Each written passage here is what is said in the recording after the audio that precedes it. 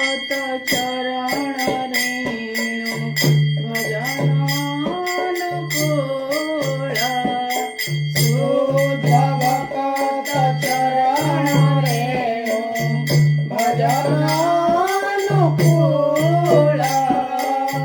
भगत सेवा परम सिद्धि भगत सेवा परम सिद्धि प्रेमालती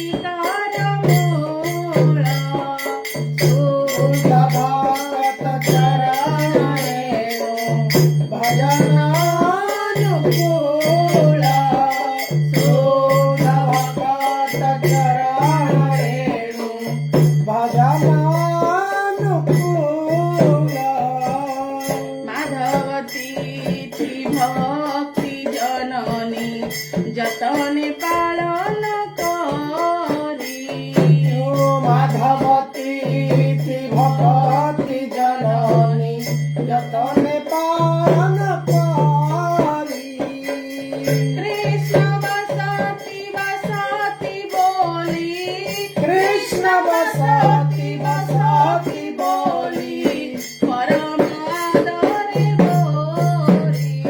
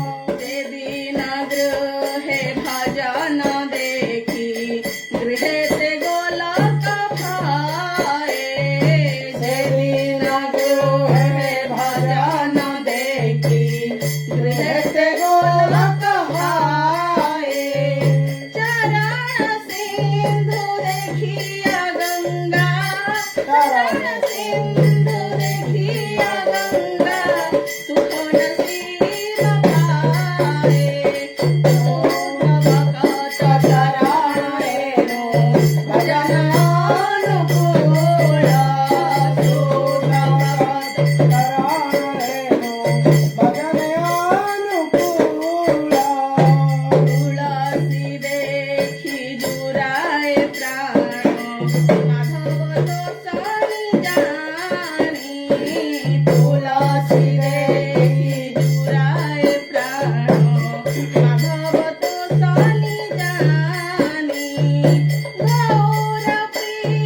सीख सेवने गौर प्रिय सीख सेवने जीवने सार्थक मानी शोध भक्त चरण रेणु भजन अनुकूल शोध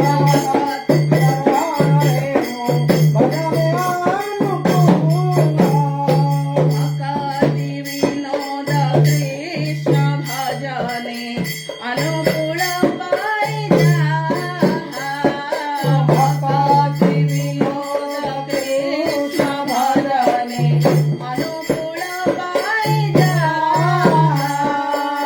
प्रति दिवस परम सुखे प्रति दिवस परम सुखे स्वीकार करो तारा शोध भक्त चरण रेणु भजन अनुकूल शोध भक्त चरण रेणु भजन अनुकूल हरे कृष्ण कृष्ण कृष्ण हरे हरे हरे राम राम राम हरे हरे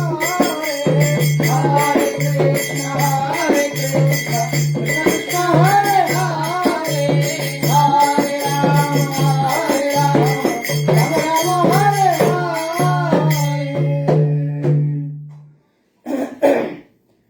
हरे कृष्ण कृष्ण कृष्ण हरे हरे हरे राम राम राम हरे हरे। श्री चैतन्य महाप्रभु की जय, श्रीमद् भागवत गीता की जय, श्री श्री राधा मदन मोहन जी की जय, समवेत भक्त वृंद की जय, श्री श्री गुरु गौरांग जयते अनंत कोटि वैष्णव वृंद की जय। हरे कृष्णा। सभी भक्तों के चरण रेणु में, सभी भक्तों के चरण में कोटि कोटि दंडवत प्रणाम। और आज की इस भगवत कथा में आपको सबको स्वागत है। और इस भगवत गीता की कक्षाओं में हम प्रतिदिन श्रीमद् भगवत गीता के श्लोका बाई श्लोका हम पठन करते हैं। तो आज हम पाठ करेंगे श्रीमद् भागवत गीता के 8वां अध्याय में श्लोक नंबर 6 नंबर श्लोक को पाठ करेंगे। तो उससे पहले हम ये जो भजन है, अभी हमने भजन गाया शुद्ध भक्त चरण रेणु, जो एक शुद्ध भक्त है, प्योर डिवोटी है, उनका चरण के धूली है, उनके चरण के रेणु केवल भजन के प्रति अनुकूल है। जो व्यक्ति मनुष्य जीवन की वास्तवता समझ पा रहा है और मनुष्य जीवन में परम गति प्राप्त के लिए क्या है, सर्वश्रेष्ठ जो मार्ग है वो क्या है, श्रवणम कीर्तनम विष्णु स्मरणम पाद सेवन। इसमें जो स्मरण कीर्तन है ये भजन है। तो भजन के लिए अनुकूल क्या है, शुद्ध भक्त के चरण रेणु।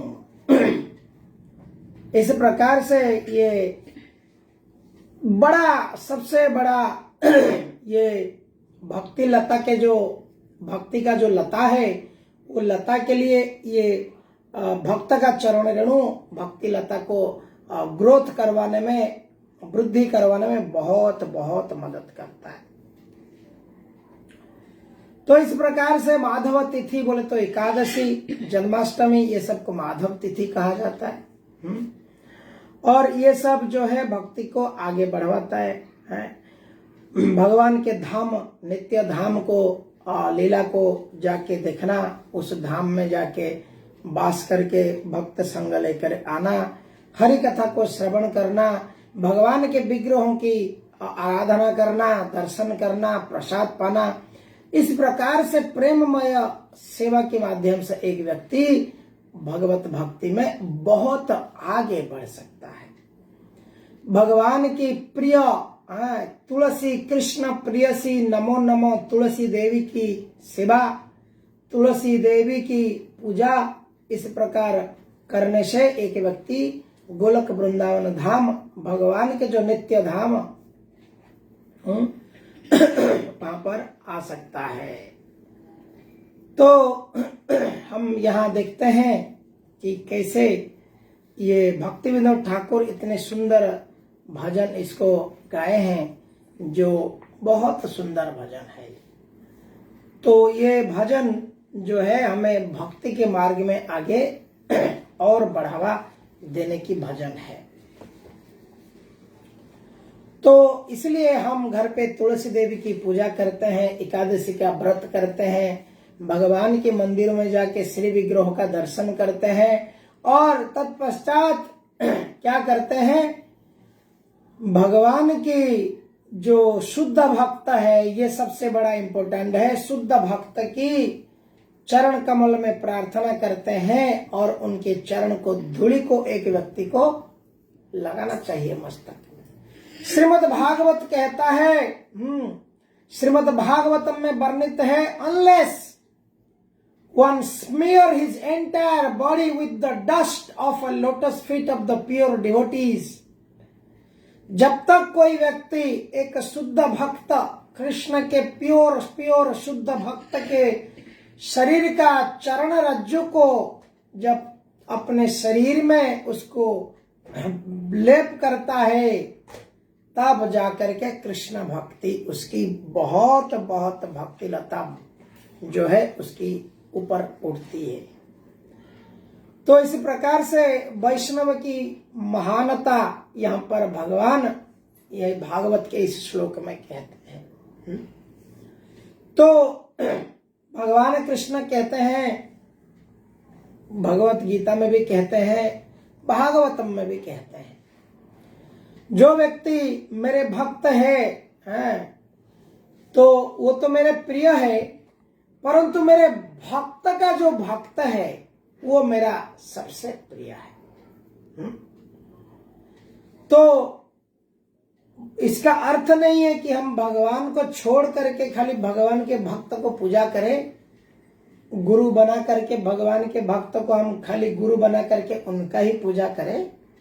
इसका अर्थ है वैष्णव भक्त की या भगवान के भक्त की हम भक्ति करें और भगवान का भी भक्ति करें, तो भगवान इससे प्रसन्न होते हैं। तो इस प्रकार से हम आज शुरुआत करेंगे श्रीमद् भगवत गीता के 8वें अध्याय के श्लोक संख्या 6 से हम पाठ करेंगे। ओम नमो भगवते वासुदेवाय, ओम नमो भगवते वासुदेवाय,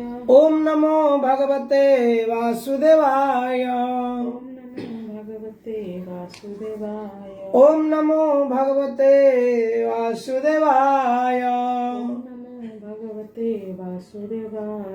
ओम अज्ञानतिमिरान्धस्य ज्ञानाञ्जन शलाकया चक्षुरुन्मीलितं येन तस्मै श्री गुरवे नमः। तो कल हमने जो 2 श्लोक के ऊपर पाठ किए थे, एक श्लोक अर्जुन का प्रश्न था कि व्यक्ति मृत्यु समय में उसको क्या होता है।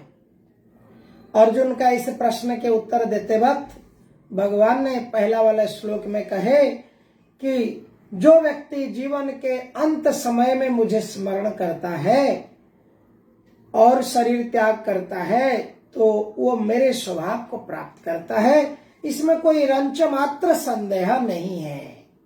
There is no tinge of doubt. तो यहाँ पर हमने देखा कि ऐसे ऐसे कई लोग हैं जो सोच सकते हैं, चलिए अंत काल में तो भगवान को नाम को याद करना है, अभी का जीवन हम थोड़ा ऐश्वर्य में जी लेते हैं, थोड़ा भोग विलास कर लेते हैं, थोड़ा सिनेमा देख लेते हैं।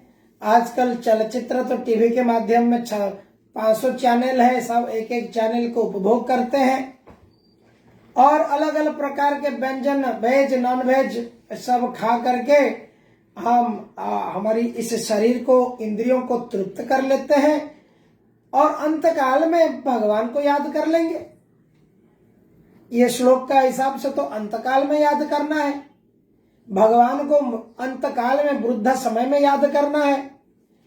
लोग यहीं पर मार खा जाते हैं। आज मैं आपको सत्य घटना बताता हूं। मैं संडे 2 दिन पहले एक सैलून में गया बाल काटने के लिए और सवेरे 7 बजे का समय था और सैलून में बाल काटने बैठे हम बाप बेटे दोनों। और सैलून वाले को उसका देखा म्यूजिक सिस्टम था। मैं बोला ब्लूटूथ है भैया? बोला हाँ है। तो मैं मोबाइल से एक बढ़िया कीर्तन लगा दिया, गोविंद राधे गोपाल राधे ऐसा कीर्तन चल रहा है। और एक व्यक्ति जो वो हमें पहचानता है, तो वो व्यक्ति आकर वहां पहुंचा और सैलून वाले को बोला है क्या गाना लगा रखा है, सवेरे सवेरे दिमाग खराब करने वाली गाना। तो उसको बोला बंद करो ये गाना तो बोला सवेरे सवेरे यार क्या तुमको यही मिलता है क्या गाना? तो मैंने उसको बोला बंद करो भैया, ये तो मरने के बाद गाना बजने वाली गाना है ये तो वो व्यक्ति बोलता है हाँ और क्या, अभी ये सब सुनने की कोई उम्र है? मृत्यु के समय में ये सब सुनने का है भगवान का नाम तो इस प्रकार से इस समाज में ऐसे कई लोग हैं जो कहते हैं कि मृत्यु के समय में बेटा तू मेरे बाजू में दिया रख लेना, थोड़ा राम का नाम बोल देना, मैं सुन लेगा, मैं स्मरण कर लूंगा। इतना आसान नहीं है क्यों आसान नहीं है? क्योंकि जो साउंड वाइब्रेशन है, शब्द ब्रह्म है, और ये साउंड वाइब्रेशन ये माइंड में जो करते आया है वही साउंड की वाइब्रेशन हो। और अंतकाले चमामेवम स्मरण मुक्त्वा कलेवरम, भगवान लोगों को यही कह दिया है। लोग गीता को पढ़ लिया है, बोला भाई अंतकाल में भगवान को स्मरण करना है, अंते नारायण स्मृति, अंतकाल में नारायण की स्मृति करना है। लेकिन जो व्यक्ति साल भर पढ़ाई नहीं किया तो एग्जाम में क्या स्मरण करेगा लिखने के लिए? इसी प्रकार से life is the preparation and death is the examination. तो इसलिए मृत्यु क्या है? मृत्यु जीवन की परीक्षा है, और ये परीक्षा में उत्तीर्ण होने के लिए व्यक्ति को क्या करना चाहिए? जिस प्रकार से बच्चे पढ़ाई करते रहते हैं, याद करते रहते हैं, इस प्रकार से हमको क्या करना चाहिए? स्मरण करना चाहिए और भगवान की संग लेना आवश्यक है। तो इसलिए एक हमें यहां से समझना आवश्यक है। दूसरे श्लोक हमने कल पढ़ा था, यौंग यौंग व्यापी, उससे ये रिलेटेड है। देखिए भगवान ने कह तो दिया कि अंतकाल में जो मेरा स्मरण करेगा, दूसरे श्लोक में कहते हैं यौंग यौंग वापि स्मरण भावम त्यजन्ते ते कलेवरम।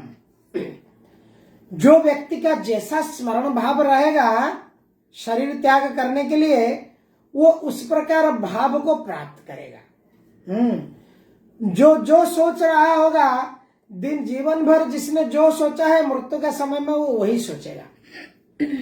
इसी प्रकार से वो उसी चीज को प्राप्त करेगा। परंतु ऐसा कोई प्रश्न कर सकता है कि भक्त अगर कोमा में चला गया, तो कोमा में भी चला गया तो उसकी सबकॉन्शियस माइंड में अगर वो भगवान का नाम जब किया है तो सबकॉन्शियस माइंड में उसका भगवान याद ही आएंगे। ये भगवान कहते हैं न संशय, there is no tinge of doubt. जरा सा भी कोई संशय करने की आवश्यकता नहीं है। इस प्रकार से आज हम श्लोक नंबर 6 पाठ करेंगे ना, श्लोक संख्या 6 को पाठ करेंगे। पढ़िए प्रतिमा जी, पढ़िए। यं व्यापि स्मरन् भाव, यं वापि स्मरण भाव, त्यजन्त्यन्ते कळेवरम्, त्यजन्ते कळेवरम्, तं तमैवेति कौन्तेय, तं तमैवेति कौन्तेय, सदा सदा तद्भाव भावितः, सदा तद्भाव भावितः। हे कुंती पुत्र, शरीर त्यागते समय मनुष्य जिस जिस भाव का स्मरण करता है वह उस भाव को निश्चित रूप से प्राप्त होता है। तात्पर्य श्रील प्रभुपाद। यहाँ पर मृत्यु के समय अपना स्वभाव बदलने की विधि का वर्णन है। जो व्यक्ति अंत समय कृष्ण का चिंतन करते हुए शरीर त्याग करता है उसे परमेश्वर का दिव्य स्वभाव प्राप्त होता है। किंतु यह सत्य नहीं है कि यदि कोई मृत्यु के समय कृष्ण के अतिरिक्त और कुछ सोचता है तो उसे भी दिव्य अवस्था प्राप्त होती है। हमें इसी बात पर विशेष ध्यान देना चाहिए। तो फिर कोई मन की सही अवस्था में किस प्रकार मरे? महापुरुष होते हुए भी महाराज भरत ने मृत्यु के समय एक हिरण का चिंतन किया, अतः अगले जीवन में हिरण के शरीर में उनका देहांतरण हुआ। यद्यपि हिरण के रूप में उन्हें अपने विगत कर्मों की स्मृति थी, किंतु उन्हें पशु शरीर धारण करना ही पड़ा। निसंदेह मनुष्य के जीवन भर के विचार संचित होकर मृत्यु के समय उसके विचारों को प्रभावित करते हैं, अतः इसी जीवन से उसका अगला जीवन बनता है। अगर कोई इसी जीवन में सतगुणी होता है और निरंतर कृष्ण का चिंतन करता है तो संभावना यही है कि मृत्यु के समय उसे कृष्ण का स्मरण बना रहे। इससे उसे कृष्ण की दिव्य स्वभाव को प्राप्त करने में सहायता मिलेगी। यदि कोई दिव्य रूप से कृष्ण की सेवा में लीन रहता है तो उसका अगला शरीर दिव्य यानी आध्यात्मिक ही होगा, भौतिक नहीं। अतः जीवन के अंत समय अपने स्वभाव को सफलतापूर्वक बदलने के लिए हरे कृष्णा कृष्ण कृष्ण हरे हरे, हरे राम राम राम हरे हरे का जप करना सर्वश्रेष्ठ विधि है। हरे कृष्ण। हरे कृष्णा। तो ये प्रमाण है, ये शास्त्र प्रमाण है, दीज आर द एविडेंस कि जब कोई अथॉरिटी, और जो अथॉरिटी इस ब्रह्मांड के सृष्टा है, जो हमारे ये मनुष्य शरीर को जीवन को सृष्टि किया है, अगर वो यहाँ पर रबर स्टाम्प लगा रहे हैं कि ये कंफर्म है कि जब कोई मृत्यु के समय में भगवान को याद करता है तो उसको भगवान के धाम को प्राप्ति होती है। तो यह इसको कैसे हम समझें? जैसे कोई कंपनी की कोई प्रोडक्ट है, मैन्युफैक्चरर है, वो मैन्युफैक्चरर उसमें उसकी प्रोडक्ट गाइड उसमें लिखा रहता है कैसे उसकी उपयोग करना है और कैसे ये प्रोडक्ट आपके लिए क्या क्या कर सकता है। मोबाइल हो, मोबाइल में एक प्रोडक्ट गाइड रहता है। इसी प्रकार से ये मनुष्य रूपी प्रोडक्ट को जिन्होंने बनाया है, ये मनुष्य रूपी प्रोडक्ट के लिए भगवान ने क्या किया है, इसकी प्रोडक्ट गाइड भगवत गीता दिया है।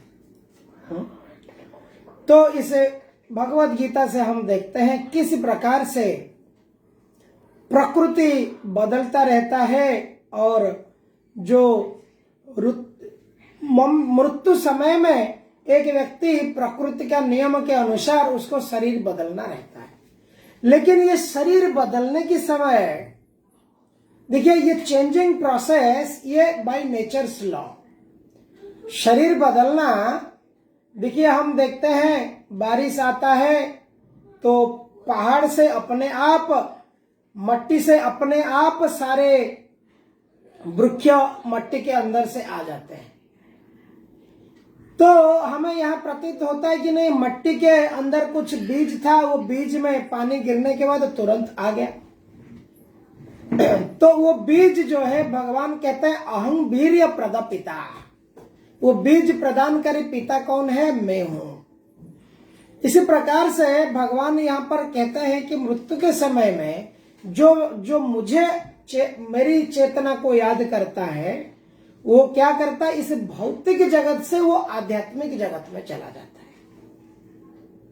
तो यह कैसे संभव है? लोग तो विश्वास ही नहीं करते कि भाई कैसे इस शरीर से लोग दूसरा जगत में जाएगा। तो लोग मृत्यु को भी बात ही नहीं करते, लेकिन वास्तव में हम देखा जाए हमारी मृत्यु भी हो चुके हैं कई बार। इस जीवन में भी देखिए, हमारा छोटी सी बच्चा का शरीर था, वो बच्चा का शरीर की मृत्यु हो गई। बच्चा का शरीर के बाद फिर एक अडल्ट की शरीर होती है, वो अडल्ट की शरीर की मृत्यु हो जाती है, जवान शरीर की मृत्यु हो जाती है। जवान शरीर की मृत्यु हो जाती है तो बूढ़ा शरीर प्राप्त करता है। जब इसी जीवन में हम शरीर चेंज करते हैं तो अंत में फिर क्या होता है, देहांतर प्राप्ति। श्रीमद् भगवद गीता में 2य अध्याय में आता है, तथा देहांतर प्राप्ति। तो इसी प्रकार से हम देखते हैं कि मृत्यु जो है एक चर्चा करने की विषय है। भोगी लोगों के लिए जो इस संसार को भूल करके, भगवान को भूल करके, मृत्यु को भूल करके भोग करना चाहते हैं, ये क्या है, ये सामान्यतः इनको भगवान कहते हैं मूढ़ा, दुष्कृतिनो कैटेगरी है। क्योंकि मृत्यु को प्लानिंग करना एक बचपन की उम्र से बहुत आवश्यकता है। कौमार आचरयत प्राज्ञो, कौमार अवस्था से व्यक्ति धर्म, इस संसार की प्रकृति, मनुष्य की प्रकृति के नियम, ये सब कुमार अवस्था से जानना आवश्यक है। इसलिए आचार्यों कहते हैं, प्रहलाद महाराज कहते हैं, निश्वासे नैव विश्वास कदा रुद्धा भविष्यति, कीर्तनीय मतो बाल्यात् हरेर्नाम एव केवलम्। ये निश्वास को विश्वास नहीं है। मृत्यु अभी इस क्षण में भी आ सकता है, तो कभी भी जब मृत्यु आ सकता है तो वृद्ध समय तक क्यों रुके कि वृद्ध काल में राम नाम ले ले। तो वृद्ध काल में भी राम नाम लेना बड़ा मुश्किल है, उस समय में भी नहीं आएगा अगर ये समय से हमने अभ्यास नहीं किया है। तो इसलिए हमें यह जानना बहुत आवश्यक है कि अभी से हमें साधना करना आवश्यक है। और कैसे एक व्यक्ति निश्चित होगा कि मैं मृत्यु के समय में कृष्ण को याद करूंगा, जब कोई बचपन से अभ्यास किया है। जैसे कोई बच्चा पढ़ाई कर लिया है, साल भर नोट्स बनाया है, सब कुछ प्रिपेयर किया है, एग्जाम के क्लासरूम में वो हंस हंस के जाता है और एग्जाम बिंदास एग्जाम दे के आता है। और जो पढ़ाई नहीं करता है, लास्ट का 4 दिन बचा रहता है, ये किधर आएगा, वो बुक किधर है, और घबराहट से एग्जाम में जाता है।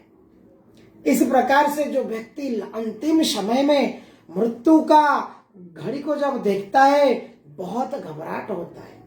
कई लोग हैं जो बिस्तर में पेशाब कर देते हैं, कई लोग हैं जो ब्रुस्तर में मलमूत्र त्याग करते हैं, अलग अलग प्रकार की विकृति होता है मृत्यु के समय में। इसीलिए जो प्रिपेयर रहता है एग्जाम के लिए, उसको कुछ नहीं होता है। जिस प्रकार से एक लड़की अगर एक युवती जब कोई युवक से प्रेम विवाह करता है, उसके घर पे गया रहता है, जाना रहता है, सब कुछ, वो खुशी खुशी जाके लव मैरिज करके उसके घर पे रहता है।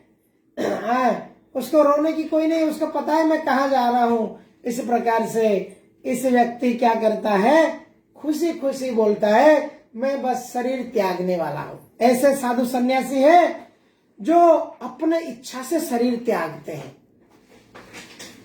अपने स्वयं की इच्छा कौन सा दिन शरीर त्यागना है, ऐसे साधक है जो अपने इच्छा के हिसाब से शरीर त्यागते हैं।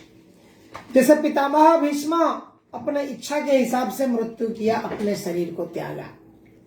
इस प्रकार से कई उदाहरण है जो इच्छा के हिसाब से शरीर त्यागते हैं। तो इसको कहा जाता है साधना।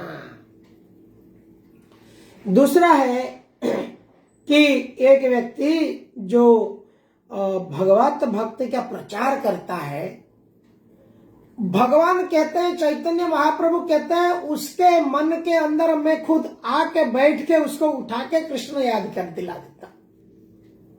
अरे वो तो ये सर्वोच्च श्रेणी की भक्ति है, प्रचार करना, भगवान की ज्ञान, भगवान की कथा को प्रचार करना। परंतु इसमें हमने परपोट में देखा है, भरत महाराज हिरण बन गए, लेकिन कोई फर्क नहीं पड़ा। मृत्यु के समय में भक्त मान लीजिए बाई चांस कोई भक्त जैसे भरत महाराज शुद्ध भक्त थे, हिरण के प्रति बड़ा कंपैशनेट हो गए, दया हो गया, करुणा भाव आ गया, हिरण के बारे में सोचने लगे, पालते पालते पालते पालते हिरण बन गए मृत्यु के बाद, क्योंकि वही हिरण के बारे में ही सोचे। परंतु हिरण के जीवन में भी उन्होंने भक्ति करने को उनको मौका मिला। हिरण होते हुए भी उनको भगवान याद आए और हिरण के शरीर त्याग के फिर उन्होंने जड़ भरत का शरीर मिला और जड़ भरत के बाद वो भगवत धाम चले गए। तो देयर इज नो लॉस। भक्ति करने में भी कोई अगर कहेगा भाई कुछ और सोच लिया तो देयर इज नो लॉस। भगवान कहते हैं कि अगर थोड़ा सा ही भक्ति किया there is no loss, it is a great profit. अगर कोई व्यक्ति बिल्कुल भक्ति नहीं किया, बाकी सारे चीज किया, व्हाट ही गेन, क्या गेन किया उसने? Nothing he has gained. इस प्रकार से हम श्लोक संख्या 7 को अब पाठ करेंगे। इस मृत्यु के ये जो श्लोक है इसके ऊपर किसी का कोई प्रश्न है इस संदर्भ में?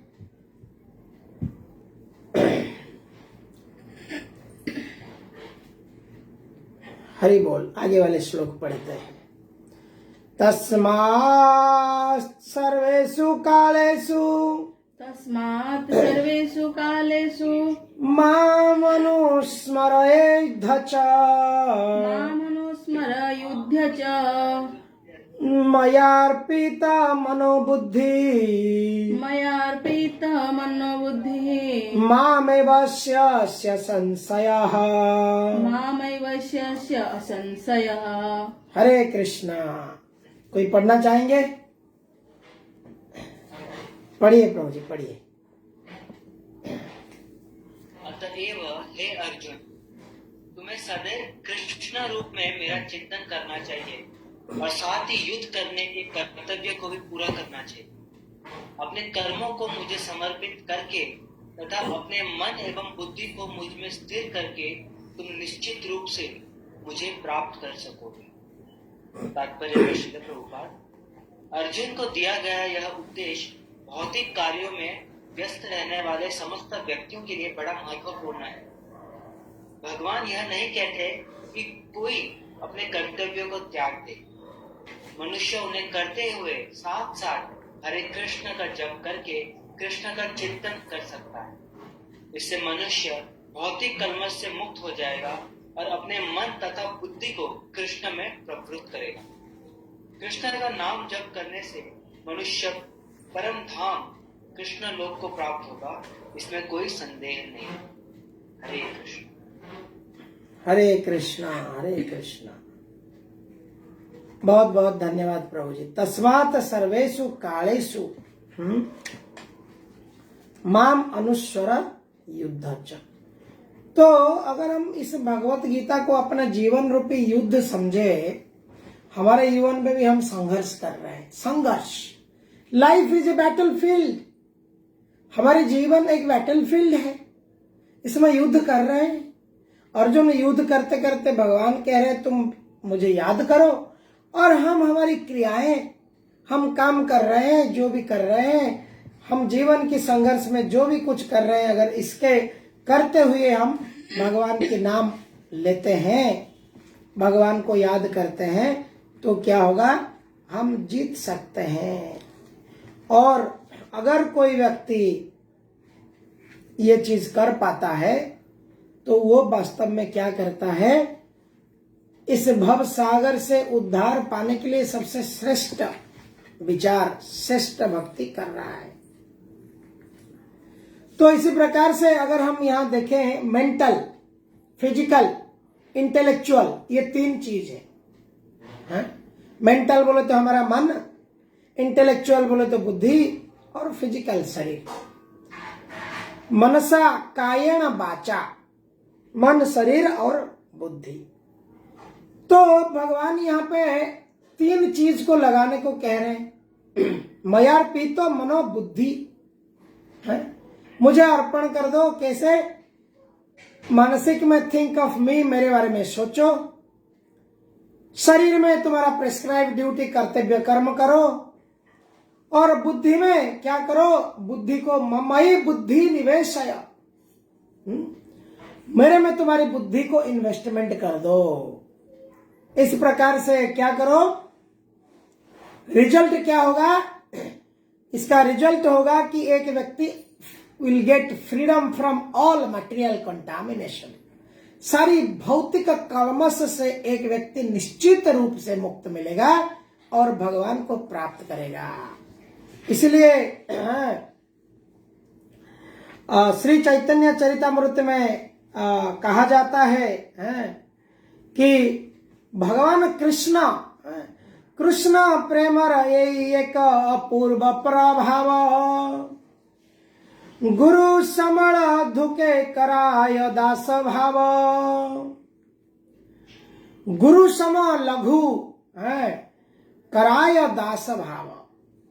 कृष्ण प्रेम इतना बड़ा प्रभाव है जो गुरु को भी, बड़े बड़े जो हेवी है, यहाँ पर गुरु, यहाँ पर क्या कहा जाएगा, जो जिनकी कठोर हृदय है, ऐसे लोगों को भी हृदय को बहुत सख्त कर देता है और उनको दास भाव में भावित कर देता है। ये कृष्ण प्रेम की प्रभाव है। जब कोई व्यक्ति कृष्ण को स्मरण करता है, कृष्ण को चिंतन करता है, वो इस प्रकार के भाव में अभावित होता है। प्रेम मत नित्यानंद कृष्ण अव कृपा अवतार, उत्तम अधम किछु ना करे विचार। तो ऐसे कृपा अवतार नित्यानंद महाप्रभु उत्तम अधम मध्यम कुछ विचार नहीं करते। जो व्यक्ति अपना जीवन में इस प्रकार भगवान को चिंतन करके अपना कर्तव्य कर्म करता है, उसको महाप्रभु कृपा करते हैं, क्योंकि निताई की पहले कृपा होती है। तो इन्वेस्टमेंट येन तेन प्रकारेण मनः कृष्ण निवेशय। जिन तेन प्रकार से मन को कृष्ण में निवेश करना है। इन्वेस्टमेंट अगर सही इन्वेस्टमेंट है तो कृष्ण इन्वेस्टमेंट है, और बाकी इन्वेस्टमेंट मार्केट गिरने वाला ही है। मार्केट नहीं गिरागा तो शरीर गिरने वाला ही है। तो ओनली कृष्ण इन्वेस्टमेंट, मन कृष्ण निवेश है कि मार्केट गिरने वाला नहीं है। आगे वाले श्लोक एक और ले लेते हैं। आज छोटी सी श्लोक है। अभ्यास योग युक्तेन चेतसा नान्यगामिना परमं पुरुषं दिव्यं यान्ति पार्थानुचिन्तयन्।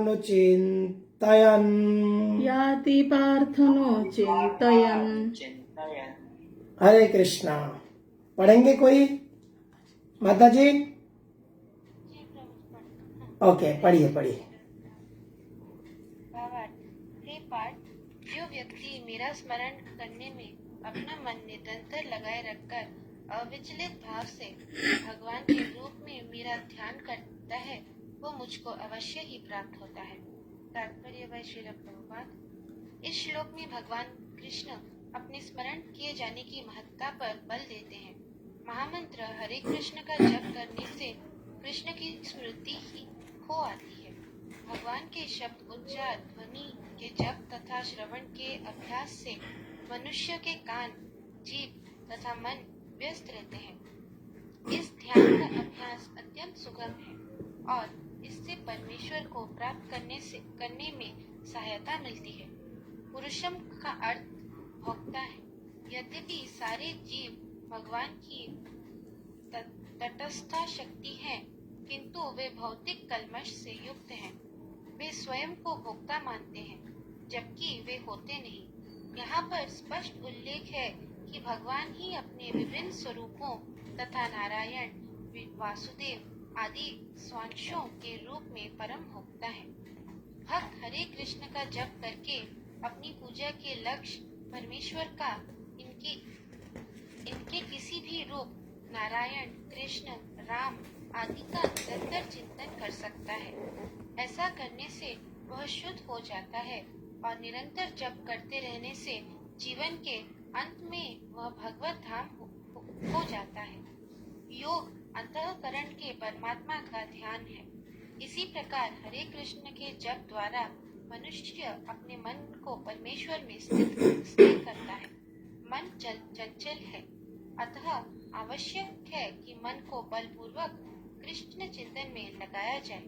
प्रायः उस प्रकार के कीट का दृष्टांत दिया जाता है जो तितली बनना चाहता है और उसे जीवन में तितली बन जाता और इसी जीवन में तितली बन जाता है।